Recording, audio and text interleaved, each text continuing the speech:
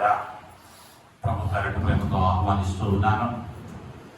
గత మాసం చివరి పునరుద్ధాన దినమందు ఒక ప్రత్యేకమైన సందేశాన్ని గురించి మనం విన్నాం. ఎంతమంది జ్ఞాపకం ఉంది? మా జ్ఞాపకం ఉన్నోళ్ళు దేని గురించి మాట్లాడాం?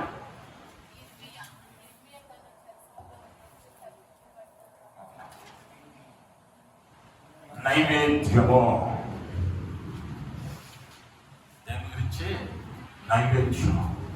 దేవునికి ఇష్టమైన నైవేద్యం ఏంటి అంటే గోధుమలతో చేయమన్నాడు. మీ అందరికీ ఎంతమందికి అర్థమైందో తెలుసుకుంటే మళ్ళీ నేను అదే చెప్పాలా, ఇంకో మెసేజ్లోకి వెళ్ళాలా అన్నది ఆలోచిస్తాను. ఎందుకంటే ఊరికి పాస్టర్ గారు వెళ్ళాడు, సిఎస్ఐ చర్చి.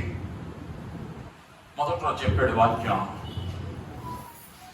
అయిపోయింది. రెండో వారం అదే వాక్యం చెప్పాడు, మూడో వారం అదే వాక్యం చెప్పాడు. సంఘ పెద్దలంతా కలిసి బిషప్ గారి దగ్గరికి వెళ్ళారు.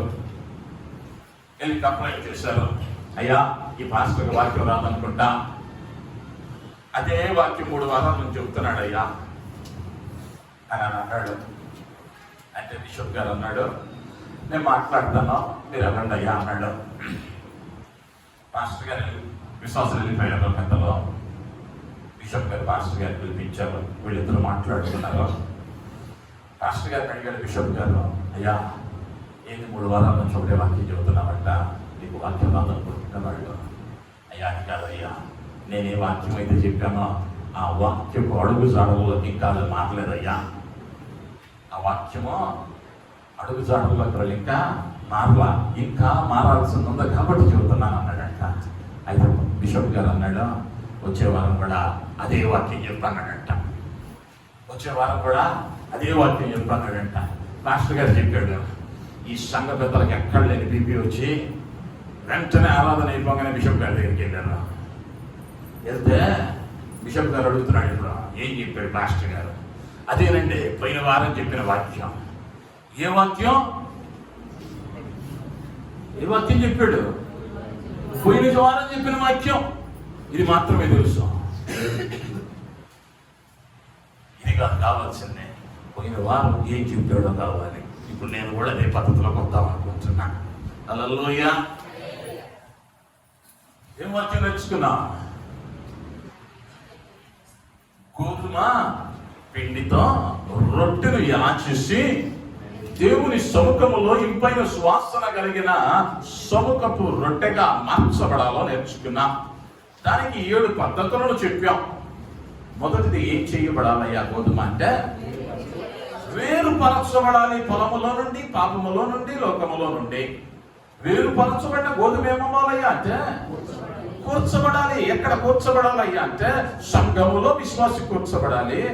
కోసిన పంట గోదాములలో కూర్చబడిన రీతిగా విశ్వాసి సంఘంలో కూర్చబడాలి. విశ్వాసి సంఘంలో కూర్చబడటం అది భద్రత. మూడవది దంచబడాలి. గోధుమ దాచబడితే సరిపోలేదు, అది దంచబడాలి. దంచబడాలి అంటే వాక్యం అనేటువంటి రోకలి కావాలి. సంఘమనబడిన ఆ రోటిలో వాక్యం అనే రోకలి చేత విశ్వాసి దంచబడాలి. దంచబడుటకు అప్పగించుకోవాలి, వాక్యానికి అప్పగించుకోవాలి. 4వదిగా ఐక్యపరచబడాలి, లేదా ఒక్కటిగా చేయబడాలి. సహవాసము కావాలి. ఈ గోధుమ వేరొక చెట్టు నుంచి వచ్చింది, ఇది వేరే చోట నుంచి వచ్చింది. కానీ పిండి అయిన తరువాత రొట్టెగా మార్చబడాలి అంటే మొత్తము ఒకటవ్వాలి, ఒకే స్వరూపములోనికి మార్చబడాలి. సంఘములో కూర్చోబడిన తరువాత మీరు ఏక శరీరము, ఏక ఆత్మను కలిగి ఉండాలి. 5వదిగా కాల్చబడాలి. రొట్టెగా చేసినంత మాత్రాన అది సముఖములో పెట్టడానికి కుదరదు. ఒకవేళ ఏదైనా శ్రమ వస్తే దాని రూపం మారిపోయే ప్రమాదం ఉంది, మునుపటి స్థితికి వెళ్ళే ప్రమాదం ఉంది. కాబట్టి ఈ రొట్టె ఏమవ్వాలి అంటే కాల్చబడాలి. కాల్చబడిన ఈ రొట్టె ఏం చేయబడాలి అంటే క్రమపరచబడాలి. యాజకుడు ప్రతి ఉదయ సాయంకాలముల మందిరములోనికి వెళ్ళి పైనున్న దానిని కిందకో, కిందున్న దానిని పైకో, మధ్యలోనుకో దేవుడు అతనికి ఇచ్చిన యాజకత్వ అధికారమును బట్టి క్రమపరుస్తూ ఉండగా, విశ్వాసి సేవకుడు క్రమపరుస్తూ ఉన్న విధానానికి లోబడాలి, అప్పగించుకోవాలి. చివరిగా నిత్యము దేవుని సన్నిధిలో అది ఉండాలి. నీవు కూడా, నీలో కూడా నిత్యము ఆయన సన్నిధి నిలిచి ఉండవలసిన అవసరం ఉన్నది అన్న విషయాన్ని మనం జ్ఞాపకం చేశాం. అయితే లేవియ కాండము 2వ అధ్యాయం మొదటి 3 వచనాలలో మనం గమనిస్తూ ఉన్నప్పుడు 2వ వచనం చదువమ్మా. యాజకుడకు అహరోను కుమారుల యొద్దకు దానిని తేవలెను. అందులో నుండి యాజకుడు తన చేరతో చేరెడు నూనెయు చేరెడు గోధుమ పిండియు దాని సాంబ్రాణి అంతయు తీసుకొని యెహోవాకు ఇంపైన సువాసన గల హోమముగా బలిపీఠము మీద అందులో ఒక భాగమును జ్ఞాపకార్థకముగా దహింపవలను. చాలమా, ఇది దేవునికి ఇంపైన అతి పరిశుద్ధమైన నైవేద్యముగా దేవుడు చెప్పాడు. దానిలో మొదటిగా యాజకుడిని ఏం చేయమన్నాడు అంటే, యాజకుని చేరతో చేరెడు గోధుమ పిండి, చేరెడు నూనె. ఒక విషయాన్ని అడిగి ముందుకు వెళ్తాం. చేరెడు అని అంటే ఎంతమందికి తెలుసు? చెయ్యి చూపించండి. చేరెడు అంటే ఎంతమందికి తెలుసు?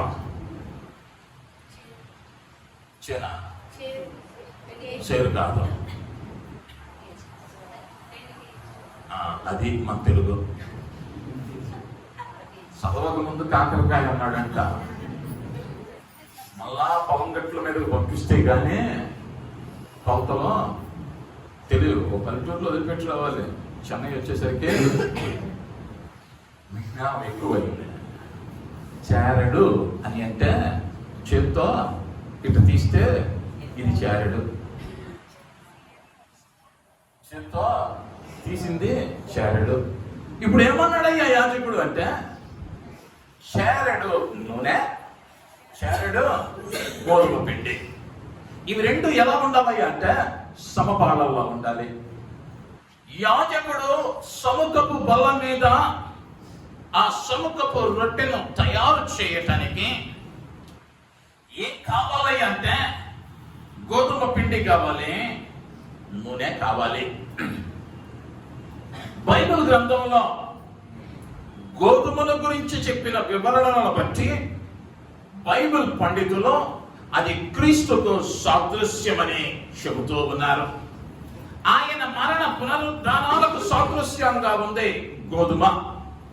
అయితే ఇప్పుడు నూనె దేనికి సాదృశ్యమయ్యా అంటే పరిశుద్ధాత్మకు సాదృశ్యమై ఉన్నది.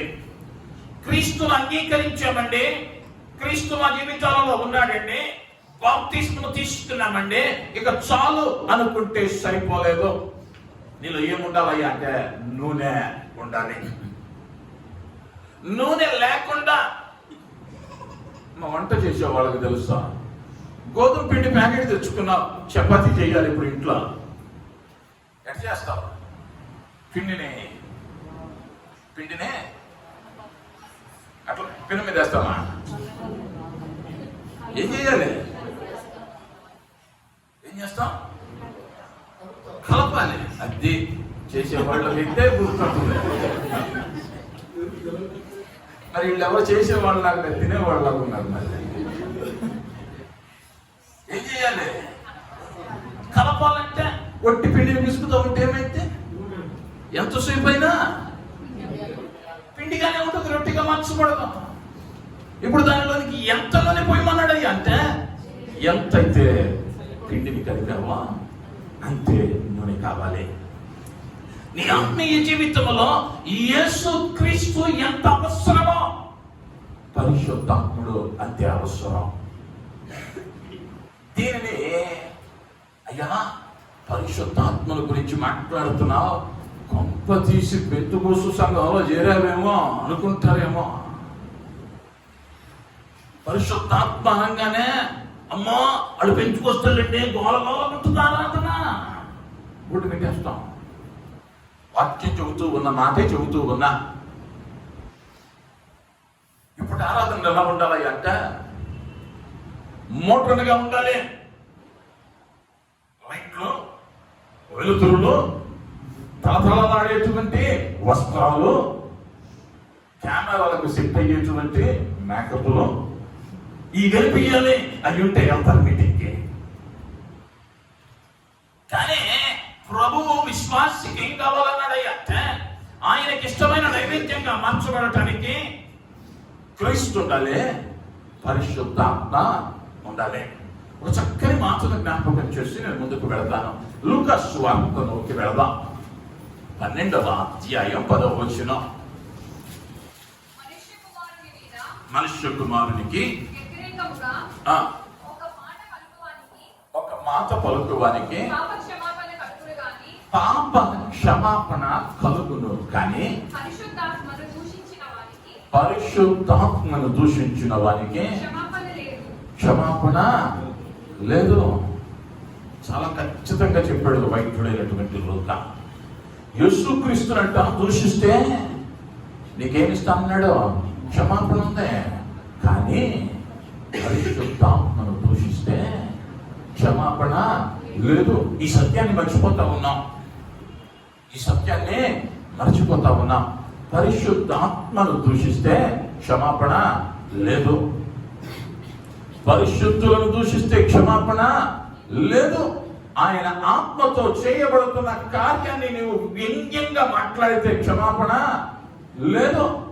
యేసునైనా తిడితే క్షమించాడు, కానీ పరిశుద్ధాత్మ దగ్గరకు వచ్చేసరికి క్షమాపణ లేదు. మనం గమనిస్తే క్రీస్తు ఈ లోకంలో ఉన్నది 33.5 సంవత్సరాలు మాత్రమే. అయితే పరిశుద్ధాత్ముడు ఆయన పరమునకు వెళ్ళిపోబడిన దినము మొదలు నేటి వరకు ఉన్నాడు, విమర్శన దినము వరకు ఉంటాడు. ఆ విమర్శన దినం ఎప్పుడో ఎవరికి తెలియదు. అంటే ఆయనకి ఇచ్చినటువంటి పరిశుద్ధాత్మకు ఇచ్చినటువంటి ప్రాముఖ్యత అది. అంటే విశ్వాసికి ఏం కావాలయ్యా అంటే పరిశుద్ధాత్మ అభిషేకం అవసరం, లేదా పరిశుద్ధాత్మతో నింపబడటం అవసరం. యేసుక్రీస్తు వారు అన్నాడు, మీరు బాప్తిస్మము పొందిన తరువాత మీరేమవుతారయ్యా అంటే పరిశుద్ధాత్మ అనే వరమును పొందుదురు.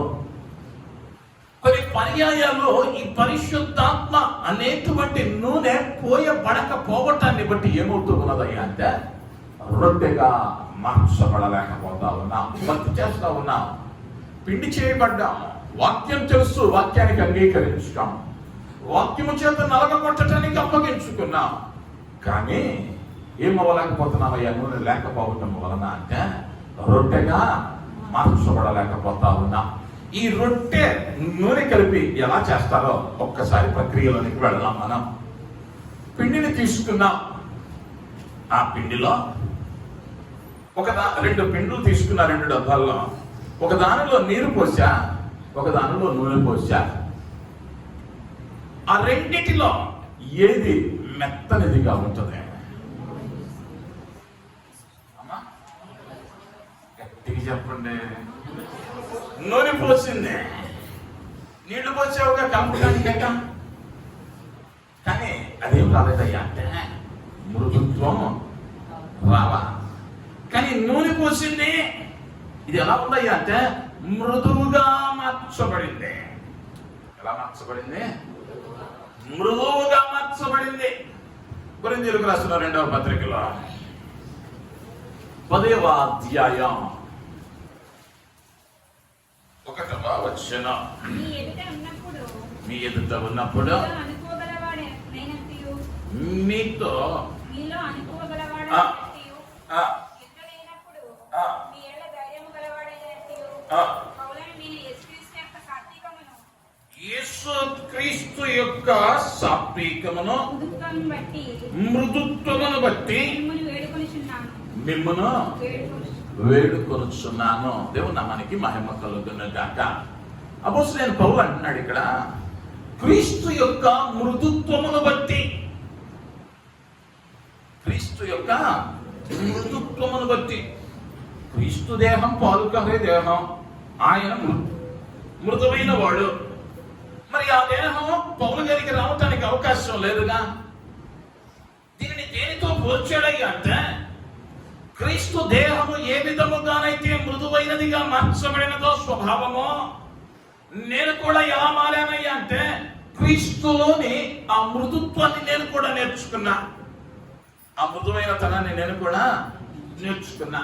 ఇప్పుడు విశ్వాసి దేనిలోనికి మారాలయ్యా అంటే, వాక్యం అనేటువంటి రోకలి చేత దంచబడిన నీవు నూనె అనేటువంటి పరిశుద్ధాత్మ ఎప్పుడైతే నీ మీద కుమ్మరించబడతాడో, ఎప్పుడైతే నీ మీద కుమ్మరించబడతాడో, నీ స్వభావం ఎలా మారిందయ్యా అంటే మృదువైనదిగా.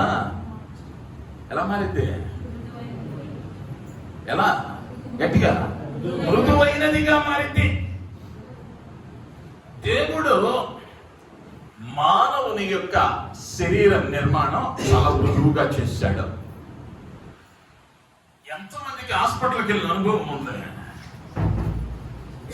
ఎల్లడు చాలా మంది అన్నారు. దేవునికి స్తోత్రం. హాస్పిటల్కి ఎల్లడు చాలా మంది అన్నారు. వెళ్ళిన వాళ్ళకి తెలుసు, వెళ్ళంగానే సూది వేస్తారు. సూది ఎంత ఉంటుంది? చాలా సన్నగా ఉంటుంది. కానీ అది చూడంగానే మన కళ్ళల్లో తిరిగే నీళ్లు చూడాలి. అది ఇంకా పుచ్చలా, కానీ దాని వల్ల కలిగే బాధను జ్ఞాపకం చేసుకొని ఇంకా అవల పని.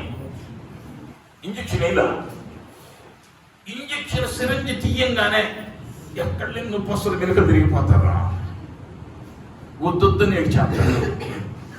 అదే సమయంలో పల్లెటూరు నుంచి వచ్చిన వాళ్ళకైతే తెలుసు, లేదా పశువుల హాస్పిటల్ దగ్గర 10 నిమిషాలు గడిపితే తెలిసింది.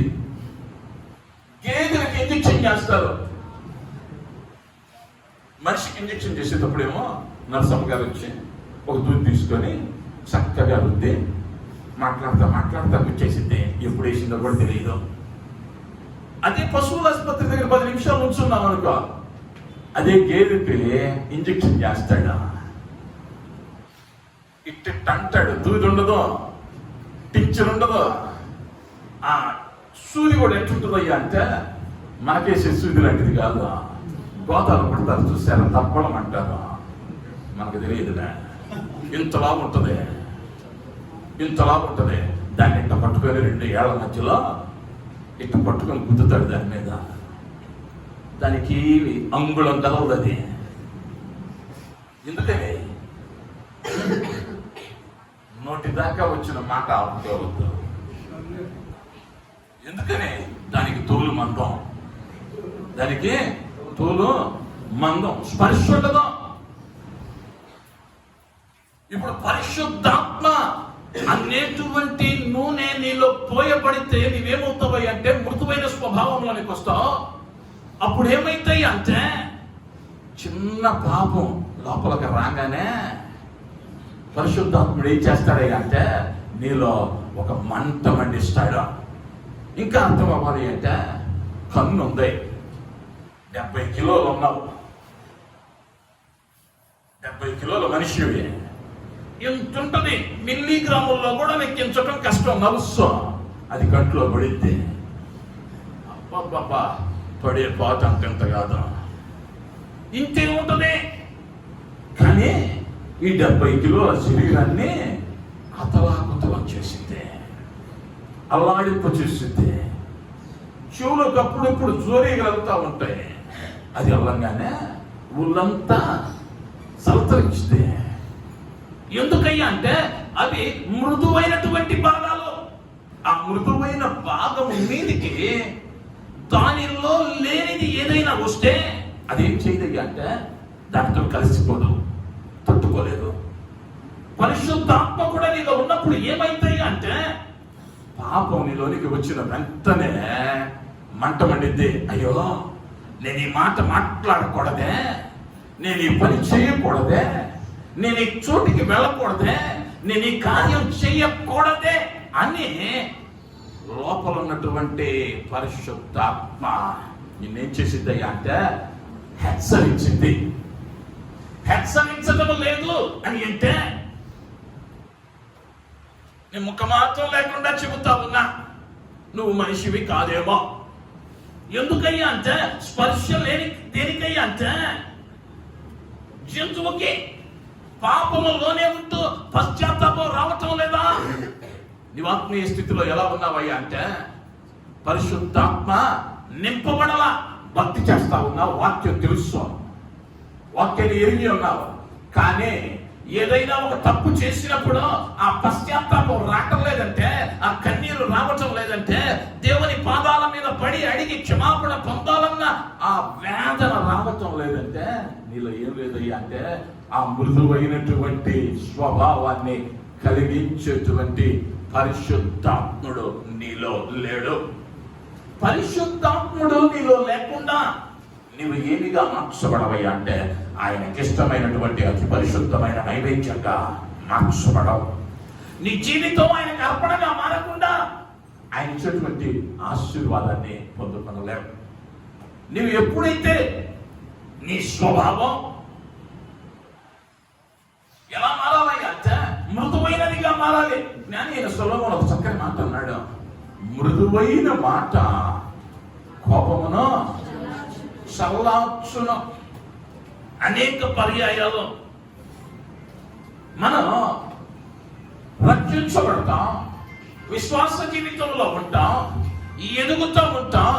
కానీ మాటికి అప్పుడప్పుడు పాత స్వభావాలలోనికి మారిపోతూ ఉంటాం. కారణం ఏంటయ్యా అంటే పరిశుద్ధాత్ముడు మనలో నివసించని దినాన, పరిశుద్ధాత్ముడు నివసిస్తే కొంతమంది భక్తులను గమనించండి, జీవిత చరిత్రలను వారు ఏ చిన్న కార్యం పొరపాటు చేసినా వాళ్ళు ఏం చేస్తారయ్యా అంటే నిలువ మోకాళ్ళేసి, అయ్యా నన్ను మార్చు, హిమము కంటెను తెల్లగా మార్చు, ఈ సోపుతో నన్ను కడుగు అని వాళ్ళు ప్రార్థన చేస్తారు.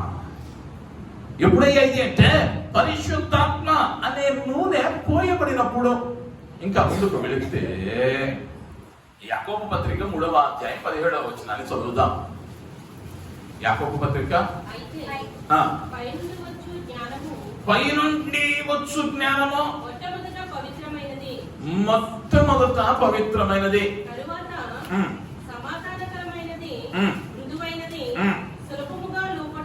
సులభముగా లోబడినది,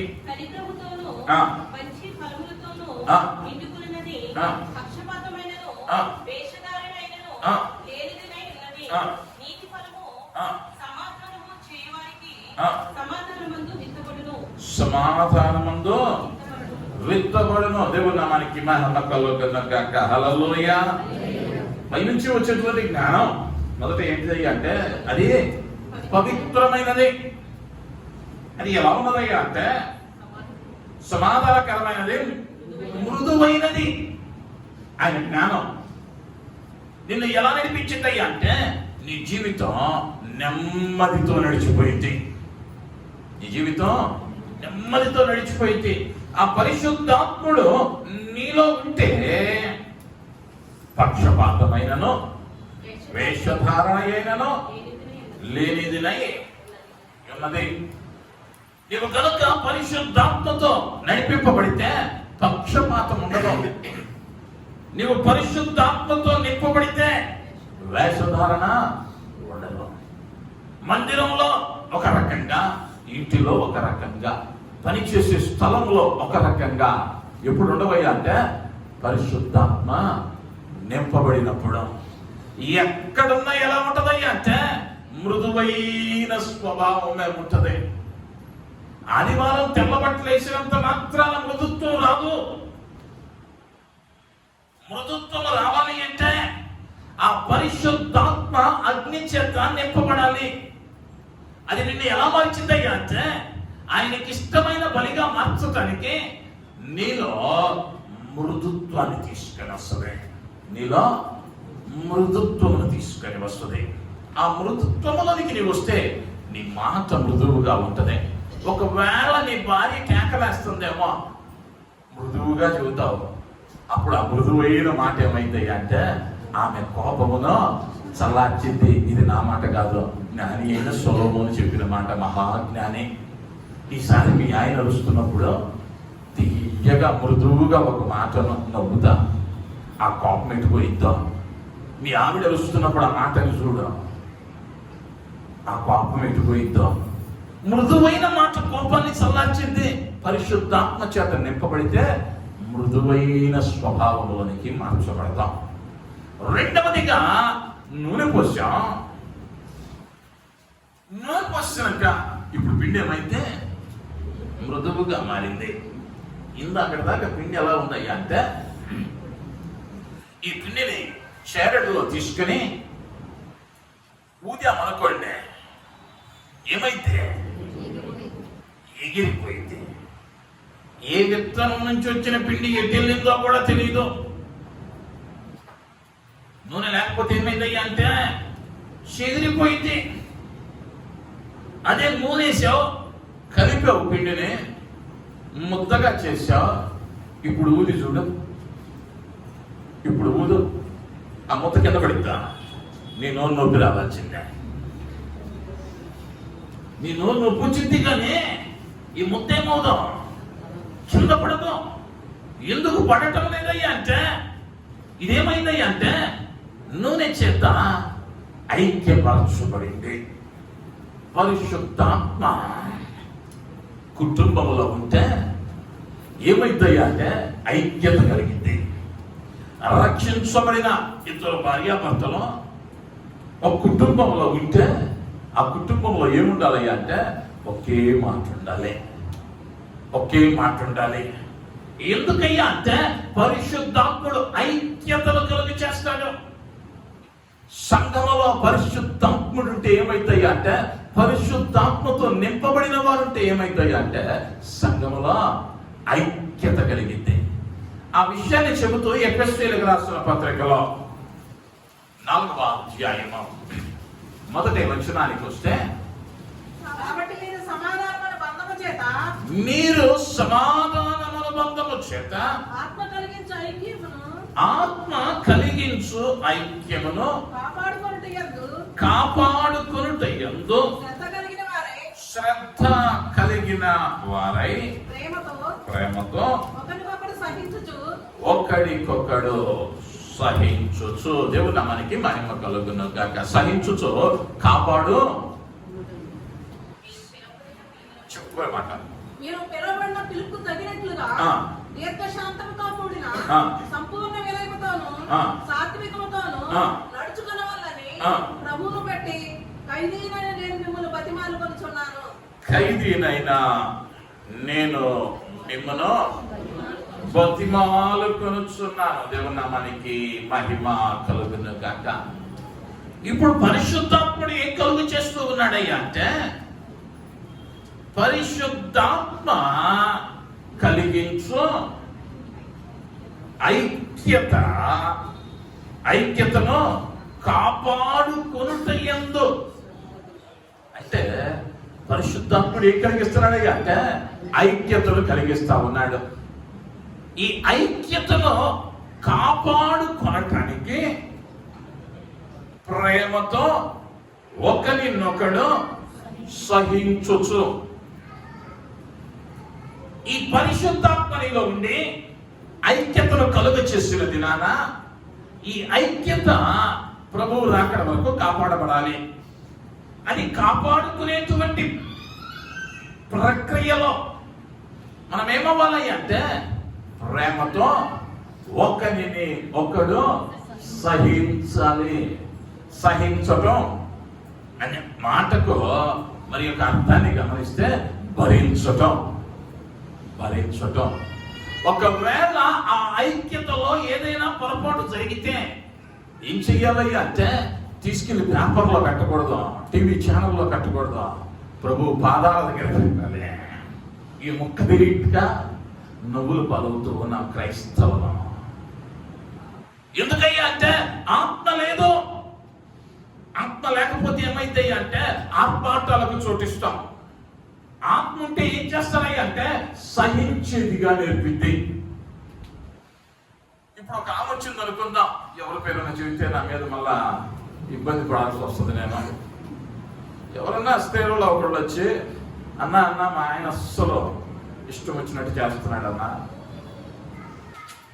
ఒకసారి మాట్లాడండి అన్న అందనుకో, అమ్మా అదేముందలే తెలియనోడు, కొంచెం సర్దుకొని సహించమ్మా అని మొదటి రోజు చెప్పా. వారం తర్వాత వచ్చింది, అన్న ఏం మార్పు లేదన్నా, మళ్ళీ ఒకసారి మాట్లాడండి అన్న, పాత పంచుతేనన్నా, అమ్మ మళ్ళా సహించుతల్లి మాట్లాడలే అన్న.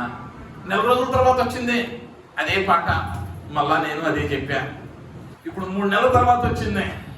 ఇప్పుడు ఏమైందో తెలుసా, నేను సహించమ్మా అనగానే చేతులు ముడుచుకొని వెళ్ళిపోయేటువంటి సహోదరి ఎంత కాలమన్నా సహించేది. ఏమంటాం, ఎంత కాలం. కానీ ప్రభు అన్న మాట ఏంటయ్యా అంటే నువ్వు మళ్ళా పెట్టిలోకి వెళ్ళేంతవరకే, నువ్వు మళ్ళా పెట్టిలోనికి వెళ్ళేంతవరకే నువ్వేం చెయ్యాలి అంటే ప్రేమతో సహించాలి. ప్రేమతో చేసామనుకో ఇబ్బంది అనిపించదు, ప్రేమతో చేస్తే ఇబ్బంది అనిపించదు. నీకు ఇష్టమైనడు నవ్వుతా గట్టిగా లాగి లంపకాయ ఇచ్చినా సరదాగా కొట్టాడు అనుకుంటావు. ఎవరో నువ్వు ప్రేమించినవాడు కాబట్టి కొట్టినా ఉన్నటువంటి పుచ్చిపొళ్ళు 2 ఊడిపోయినా ఇది ఎట్టుందయ్యా అంటే ఇష్టంగా ఉంది. అదే నచ్చవాడు ఉంటాడు, ఎవరో 4 మాటలు చెబుతారు వీడి మీద, నీకు నిన్ను అట్టన్నాడు ఇట్టన్నాడని, వాడు గనక పొరపాటుని నీ కళ్ళు చూసి నవ్వితే అప్పుడుంటాయి ఆలోచనలో. ఇస్రో వాళ్ళు ఎగరేసే రాకెట్ కన్నా వేగంగా వెళ్తాయి, ఎక్కడెక్కడో వెళ్తాయి. ఇందుకే నవ్వాడేమో, ఇందుకే చూశాడేమో. సహించలేం. ఎందుకు సహించలేకపోయాం? ప్రేమ అక్కడ లేదు. ప్రేమతో ఏం చేయాలి అంటే క్రీస్తు కలిగించు, పరిశుద్ధాత్మ కలిగించు ఐక్యతను ప్రేమతో ఏం చేయాలి? సహించాలి. ప్రేమతో సహించాలి. ఒక కుటుంబం ఉంది, మత్తయి సువార్తలో ఆ కుటుంబాన్ని గురించి రాశాడు. అపోస్తలుల కార్యముల గ్రంథంలో కూడా చెబుతాడు. అయితే ఆ కుటుంబం వాక్యం తీయక్కర్లేదు, దేవుడు వాగ్దానం చేశాడు, వారికి మాట్లాడాడు పరిశుద్ధాత్ముడు. అందరికీ తెలిసిన కుటుంబం జకరియా ఎలిజబెత్తులో. దేవుడు మగబిడ్డను ఇస్తానన్నాడు, పేరు చెప్పాడు. బిడ్డ పుట్టాడు, దేవాలయానికి తీసుకెళ్లి వచ్చారు. దేవుని ముందు యాజకుని ముందు పెట్టి ఎలిజబెత్తును అడుగుతా ఉన్నాడు యాజకుడు, అమ్మాయి పేరు పెట్టమంటావు? యోహానయ్య. మీ పితరులలో ఎవరికి నీ పేరు లేదుగా, మీ తాతకి లేదు, మీ తండ్రికి లేదు, మీ ముత్తాతకి లేదు కదా. ఇప్పుడు కొత్తగా యోహాన్ ఏంటి? అయ్యా యోహానే పెట్టండి అయ్యా. నీ పెత్తనం కాదులే, కానీ మీ ఆయన ఎక్కడున్నాడో పిలవమన్నాడు. జకరియా అని పిలిపించాడు. జకరియా వచ్చేసరికి జకరియా అడిగాడు, ఏం పేరు పెట్టమంటావయ్యా నీ కుమారునికి అంటే, ఈయనకు మాటలు రావటంలా ఒక పలక తెప్పించాడు. ఇప్పుడు పలక మీద రాస్తా ఉన్నాడు జకరియా. ఏమి రాశాడయ్యా అంటే, ఏమి రాశాడు? యోహాను అని రాశాడు. భార్య మనస్సులో ఏదైతే ఉందో భర్తకు కూడా అదే ఉంది. ఇది ఎక్కడ నేర్పించిందయ్యా అంటే, ఎవరు నేర్పించారయ్యా అంటే పరిశుద్ధాత్ముడు నేర్పించాడు. ఎవరు నేర్పించాడు? పరిశుద్ధాత్ముడు నేర్పించాడు.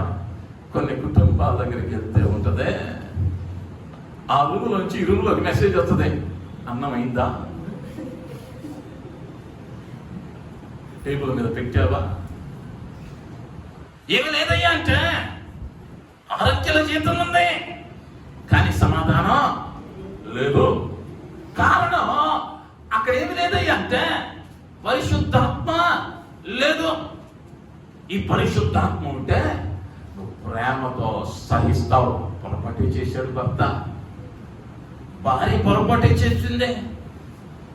నీ బాధ్యత ఏంటయ్యా అంటే సహించాలి. క్రీస్తు చూపిన మాదిరి పరిశుద్ధాత్ముడు నీకు ఇస్తున్నటువంటి ఆ ఐక్యతను ఏం చేయాలి అంటే అంతము వరకు కాపాడుకోవాలి. ఆ ఐక్యత అంతము వరకు కాపాడుకోవాలి. ఈ దినాలలో సంఘాలలో ఐక్యత కరువుతూ ఉంది. సమాజంలో మనం గమనిస్తూ ఉన్నాం. కారణం పరిశుద్ధాత్మ సంఘంలో ఏమవట్లేదయ్యా అంటే నిలువబడటం లేదు. వేదనకరమైన సంగతి. ఏమైపోతుందయ్యా అంటే 4 వచనాలు తెలుసుకోగానే 2 పాటలు వినగానే వీళ్ళు ఏమైపోయారయ్యా అంటే పోప్ జాన్ పాల్ II మాకు తెలియదా, ఒక చట్టం ఉంది బైబిల్లో, ప్రతి దానికి ఒక క్రమం ఇచ్చాడు. ఆ క్రమానికి లోబడి వెళ్ళాలి. నీ ఇష్టమైంది కాదు భక్తి. సంఘంలో ఉన్నావా, నా ద్వారా నాదండి అంటే కాదు. సంఘ క్రమం అని ఒకటి ఉంది. ఆ క్రమంలో నీవు ఐక్యపరచబడాలి. ఏ పిండయ్యా ఈ రొట్టెలో కలవదు అంటే నూనె అంటని పిండి ఏమైతాయి అంటే ముద్ద చేసినాక ఈ ముద్దను ఏం చేస్తారు, పిటకేసి కొడతారుగా. కొట్టినప్పుడు ఏమైతాయి అంటే నూనె అంటనే పిండి ఏమైతే ఎగిరిపోయింది. నూనె చేత నింపబడిన పిండేమో రొట్టెగా మార్చబడుతుంది. పరిశుద్ధాత్మ నీలో లేకపోతే ఏమైతాయి అంటే ప్రతి కార్యం కూడా నీకు విడ్డూరంగా అనిపించింది, కలవలేదు. ప్రతి కార్యం వీళ్ళు ఏదో ఉద్దేశంతో చేస్తున్నారు అని ఏమవ్వో కలవ. కొన్ని పర్యాయాల్లో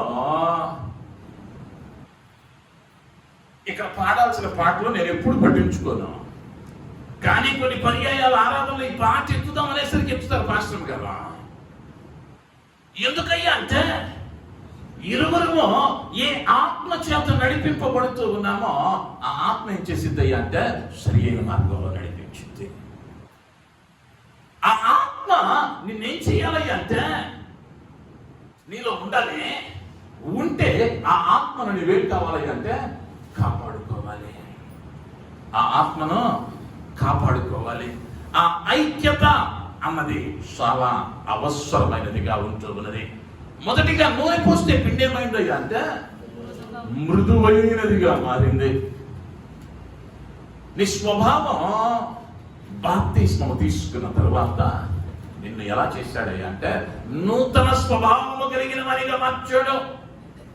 ఇదివరకు ఇట్లా ఉంటానంటే కుదరదు. నూతన స్వభావంలోనికి వచ్చావు. మీరు పరిశుద్ధాత్మ అనబడిన వరాన్ని పొందుతారన్నాడు. ఆ పరిశుద్ధాత్మ అనే వరాన్ని పొందితే నీవేమవుతావయ్యా అంటే ఎదుటివాడు బల్లెంతో పొడిచినా తండ్రి మీరేం చేయుచున్నారో మీరు ఎరుగరు కనుక వీరిని క్షమించంట. భర్త బ్యూటీ పార్లర్కి వెళ్ళడానికి 100 రూపాయలు లేదని కొట్టుకెళ్ళి కేసయ్యం. ఈరోజు దినాలు అంతే ఉన్నాయి. 2 రోజుల క్రితం విన్నా ఒక వార్త, 1,70,000 రూపాయలు సంపాదిస్తున్నాడు ఒక తమ్ముడు. తండ్రి పెళ్లికి ఒప్పుకోలేదని ప్రేమించిన పెళ్ళి ఉరి పెట్టుకొని చచ్చిపోయాడు. కారణం వాక్యం తెలిసిన పిల్లవాడే, మందిరానికి వెళ్ళేవాడే, ఇల్లు కూడా మందిరం పక్కన 24 గంటల వాటలు ఎన్నోడే. ఎందుకయ్యా జీవితం అర్థంతంగా ముగించుకున్నారు అంటే పరిశుద్ధాత్మ ఏమైందయ్యా అంటే నింపబడలా. ఆ పరిశుద్ధాత్మ కనుక నింపబడినట్టయితే నాయన ఇంతగా హెచ్చించానా, 4 రోజులు ప్రార్థన చేయరా ఇస్తానని చెప్పేవాడు పరిశుద్ధాత్ముడు. అనేక పర్యాయాల్లో పైనుండి వచ్చే జ్ఞానములు కాక ఆ మాట చక్కగా అంటాడు, పైనుంచి వచ్చే జ్ఞానం కాక మనం వేటిని వెతుకుతూ ఉన్నామయ్యా అంటే భూ సంబంధమైన జ్ఞానాన్ని వెతుకుతూ ఉన్నాం. భూ సంబంధమైన జ్ఞానము ఐక్యతను ఇవ్వదు. భూ సంబంధమైన జ్ఞానం ఐక్యతను ఇవ్వదు. ఆ పర సంబంధము నుండి వచ్చేటువంటి జ్ఞానము పరిశుద్ధాత్మ నీలో ఉంటే, దేవుని వాక్యం ఒక చక్కని మాట అయితే, నీ శత్రువు కొరకు ప్రార్థన చేయి, నువ్వు వాడిని కొట్టాల్సిన తిట్టాల్సిన పని లేదు. నిప్పులు కుప్పగా వాడిని నెత్తిన పోయేదువు. నువ్వు కొట్టాల్సిన అక్కర్లా, వాడిని శపించమని కాదు ప్రార్థన. అయ్యా వాడికి మారు మనసు అయ్యా, వాడిని ఆశీర్వదించయ్యా అన్నది కనుక వాడి చెవులో పడిందనుకో, వాడు ఎంతగా వేదన పడతాడో తెలుసా? అరే వీడినా నేను తిట్టింది, వీనికా నేను అన్యాయం చేసింది, నా కోసం ప్రార్థన చేస్తున్నాడని వాడు ఎంత కఠినాత్ముడైనా మారతాడు. నీలో పరిశుద్ధాత్మ అంటే నువ్వేం చెయ్యాలి అంటే ఐక్యతను కోరుకోవాలి. ఈనాడు క్రైస్తవ సంఘాలలో, క్రైస్తవ కుటుంబాలలో ఏమవుతూ ఉన్నదయ్యా అంటే ఐక్యమత్యాన్ని కోల్పోతూ ఉన్నాం. ఇంకా కొంచెం ముందుకెళ్తే చపాతీ చేసాం, పిండి అంతా నూనె ఇస్తే కలిసిందే. ఇప్పుడు నూనె వేయకుండా కాల్చిన రొట్టె రుచిగా ఉంటుందా, నూనెసి కాలిస్తే రుచిగా ఉంటుందా? అయ్యా నూనెసి నేను ఇంకా వెనక నుంచి వచ్చిద్దామో, పాపం వాళ్ళు పిండి కలపటమే కాదు కాల్చటం కూడా డ్యూటీ నేను అనుకున్నా. కాల్చటం మాత్రం మనోళ్ళు చేస్తున్నారు. మంచిది, మా సరదాగా అంటున్నా. ఏది రుచికరంగా మారిందయ్యా అంటే నూనె వేసింది. అప్పుడప్పుడు ఆరోగ్యానికి మంచిదని నూనె లేని నిప్పుల మీద కాల్చిన పుల్కాలు తింటే తినొచ్చు. కానీ అది తినేవాళ్ళు రోజు తింటున్నా కానీ రుచి తగలట్లా. పెద్దోళ్ళు బీపీలు షుగర్ ఉన్న వాళ్ళ దగ్గరికి వెళ్తే వాళ్ళు తింటారు, పాపం రుచి పచ్చి లేని ఆహారం అయ్యా తింటే ఏముంది. అదే నూనె వేసి చక్కగా కాల్చినది ఇప్పుడు దానిలోకి ఏం వచ్చిందయ్యా అంటే పిండిగా ఉన్నప్పుడు దానిలో ఏమి లేదు, దానిలో ఆ రుచి లేదు. కానీ పిండి వేసి కాల్చేసరికి ఇప్పుడు ఏమైందయ్యా అంటే అది రుచికరంగా మార్చబడింది, అంటే మాధుర్యంగా మార్చబడింది. నువ్వు విలువ లేని వాడివే, వాక్యము చేత దంచబడిన నీలోనికి పరిశుద్ధాత్మ అనే నూనె గనక చేర్చబడితే నీ జీవితం ఎలాగైందయ్యా అంటే మాధుర్యమైనదిగా ఉంటుంది. అనేకులకు అది ఆశీర్వాదకరంగా ఉంటుంది అన్నదానిలో ఎటువంటి సందేహం లేదు. ఈ సంఘటనలే కొలస్సీ పత్రికలోనికి వెళితే 3వ అధ్యాయము 9వ వచనం. ఒకనితో ఒకడు అబద్ధమాడకుడి, ప్రాచీన స్వభావమును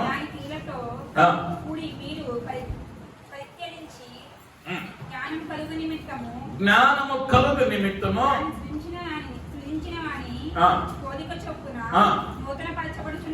నూతన పరచబడుచున్న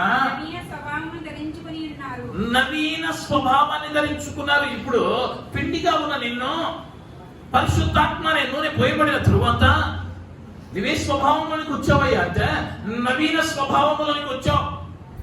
నవీన స్వభావంలోనికి వచ్చిన నీవు రుచికరమైన వానిగా, మృదువైన వానిగా ఉండాలి అంటే నువ్వేం చేయకూడదయ్యా అంటే అబద్ధము ఆడుడి. ఈ మాట చదివితే మళ్ళా రేపు అన్నట్టు చదివారు మీరు. ఒకసారి అందరం అబద్ధము అబద్ధము ఇంకా రకలా అబద్ధము ఏం చేయకూడదు.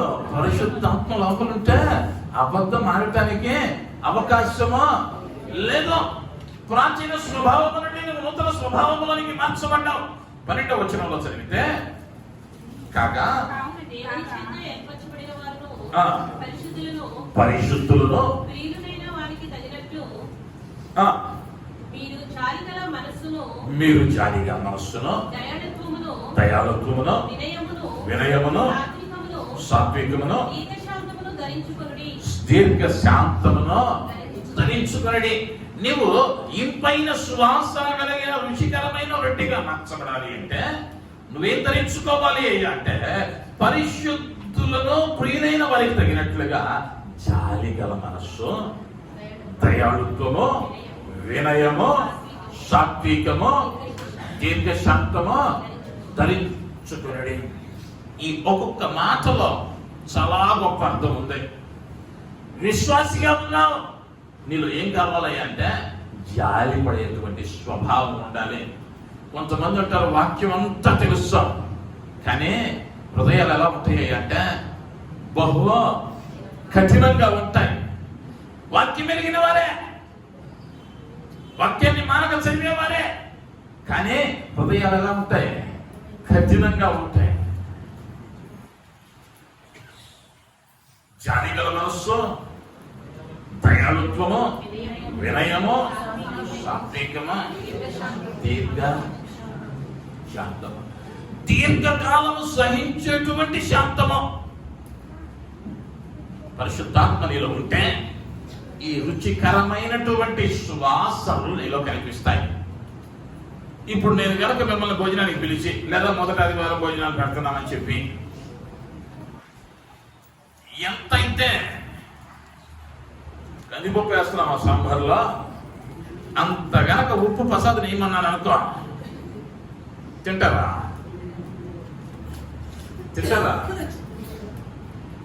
ఇది పెట్టినా తింటామంటున్నారా? తింటారా? కందిపప్పు ఎంత వేసామో పప్పులో ఉప్పు అంత వేస్తే తింటామా? రుచికేగా ఉప్పు. తినంగా ఏం చేస్తాం? పైగా చుట్టుకుంటా వెళ్తాం. ఇంట్లో కూడా వండకుండా వచ్చాం, అన్న చూస్తే ఇక్కడ ఉప్పేసి పెట్టాడు. ఎందుకయ్యా అంటే దానిలో ఏం పోయింది? ఇప్పుడు రుచి లేదు. రుచి లేదు కాబట్టి దాని వలన ప్రయోజనం లేదు. అదే రీతిగా నువ్వు వాక్యం ఎరిగిన వాడవే కానీ నీలో క్రీస్తు స్వరూపము కనిపించకపోతే, ఆ పరిశుద్ధాత్మ నీలో నింపబడకపోతే నీ జీవితం నా ప్రభువుకి ఏంటయ్యా అంటే రుచి లేనిదే, లేదా నీ జీవితం మాధుర్యము లేనిదే. నీ జీవితం మాధుర్యము లేనిదే. దానిని ఏం చేస్తామయ్యా అంటే ప్రక్కన పెట్టేస్తాం. దానిని ప్రక్కన పెట్టేస్తాం. అనేక పర్యాయాల్లో మనం ఏం చేయలేకపోతున్నామయ్యా అంటే ఆ మాధుర్యమైనటువంటి జీవితంలోనికి మార్చబడలేకపోతా ఉన్నాం. చివరిగా ఒకే ఒక్క మాటను నేను జ్ఞాపకం చేస్తూ ఉన్నాను. 2 తిమోతి 1:14. తిమోతికి రాసిన 2వ పత్రిక 1వ అధ్యాయం 14వ వచనం. నీకు అప్పగింపబడిన ఆ మంచి పదార్థమును మనలో నివసించు పరిశుద్ధాత్మ వలన కాపాడుము. దేవుని నామానికి మహిమ కలుగును గాక. హల్లెలూయా. అపోస్తలుడైన పౌలు అంటా ఉన్నాడు తిమోతిని చూస్తే, నీకు అప్పగించబడిన ఆ మంచి పదార్థాలు మనలో నివసించే పరిశుద్ధాత్మ దాన్ని ఏం చేస్తాడు అంటే కాపాడతాడు లేదా కాస్తాడు. అంటే పరిశుద్ధాత్మ నింపబడిన నీవు ఇప్పుడు తిమోతితో అన్న మాట అయితే నీలో ఉన్న పదార్థములు అన్నాడు, లేదా నీకు అప్పగింపబడిన పదార్థము. ఏం పదార్థం ఉంది తిమోతి దగ్గర? ఏముందయ్యా అంటే స్వార్థ ప్రకటించబడాలి నీ ద్వారా అన్న పదార్థం ఉంది. అంటే దేవుడిచ్చింది. పిండిగా మార్చబడిన తిమోతి, రొట్టెగా మార్చబడిన తిమోతి పరిశుద్ధాత్మ అనే పదార్థాన్ని కలిగి ఉన్నాడు. ఇప్పుడు ఇది నడిపిస్తూ ఉన్నటువంటి సువార్త మార్గంలో ఈ పరిశుద్ధాత్మ ఏం చేసుకోవాలి అంటే, లేదా తిమోతికి ఇచ్చిన తలాంతులను ఏం చేసుకోవాలి అంటే కాపాడుకోవాలి. కాపాడుకోవాలి అంటే తిమోతి వల్ల కాదు. తిమోతి, నీకు ఇవ్వబడిన తలాంతులను కాపాడుకోయ్యా అనలా పౌలు. మనలో ఉన్న పరిశుద్ధాత్మ ఏం చేస్తాడయ్యా అంటే దానిని కాయును, కాపాడును. దేవుడు నీకు ఇచ్చిన ఆశీర్వాదం, దేవుడు నీకు ఇచ్చినటువంటి ఆ దీవెన, ఆ తలాంతు కాపాడబడాలి అంటే ఏమవ్వాలయ్యా అంటే పరిశుద్ధాత్మ నీ మీద ఉండాలి. ఆ పరిశుద్ధాత్మ ఉంటేనే నువ్వేమవుతావయ్యా అంటే కాపాడబడతావు. ఆ పరిశుద్ధాత్మ నిన్ను గనక విడిస్తే, లేదా నీలో పరిశుద్ధాత్మ లేకపోతే ఒకప్పుడు ప్రపంచ ప్రఖ్యాతిగా వచ్చిన వాడవేమో ఈరోజు ఏమవుతావయ్యా అంటే నవ్వుల పాలవుతావు. ఈరోజు ఎన్నికలేని మనగా మారుతావు. ఒకప్పుడు ప్రపంచ ప్రఖ్యాతే. ఎప్పుడయ్యా అంటే దేవుని ఆత్మని మీద ఉన్నప్పుడు. ఇప్పుడు లేదే. ఇప్పుడు ఏమయ్యాం? దాన్ని ఏం చేయలేకపోయాం, కాపాడుకోలేకపోయాం. అనేక పర్యాయాలు ఆత్మీయ జీవితాలలో చేస్తున్న పొరపాటు, ఆ ఆత్మను కాపాడుకునేటువంటి ప్రక్రియలో నిర్లక్ష్యం వహిస్తూ ఉన్నాం. నేనేం చేసుకోమన్నాడయ్యా అంటే కాపాడుకోవాలి. కాపాడుకోవాలి అంటే కాపరత్వానికి అప్పగించుకోవాలి. దీనికి ఎక్కడ అప్పగించుకోవాలి? ఏ సంఘంలో అయితే చేర్చబడ్డావో ఆ కాపరి యొక్క కాపరత్వంలో ఉంటే పరిశుద్ధాత్ముడు ఏం చేస్తా ఉన్నాడయ్యా అంటే మన ప్రధాన కాపరి అయినటువంటి ప్రభువు పరిశుద్ధాత్మ చేత నిన్ను నింపి నీ దగ్గర ఉన్న పదార్థములో కాపాడుకున్నట్లు నీకు పరిశుద్ధాత్మ ఇస్తాడు. కొంతమందిని కొన్ని పర్యాయాలు ఈ పరిశుద్ధాత్మ అనబడినది లేక ఏమవుతామయ్యా అంటే ప్రతి దానికి మనం ఏమవుతాం? ఆటంకంగా మార్చబడతాం. మళ్ళీ దీనికి ఒక విశ్లేషణ ఇస్తాం. శాప సంగతి తీసుకొస్తారు. చేసేది తప్పు, కానీ శాపండి నేలకండి ఎదిరిదిద్దండి. కానీ పరిశుద్ధాత్మ ఏం చేసింది అంటే ఐక్యతలు కలుగు చేసింది.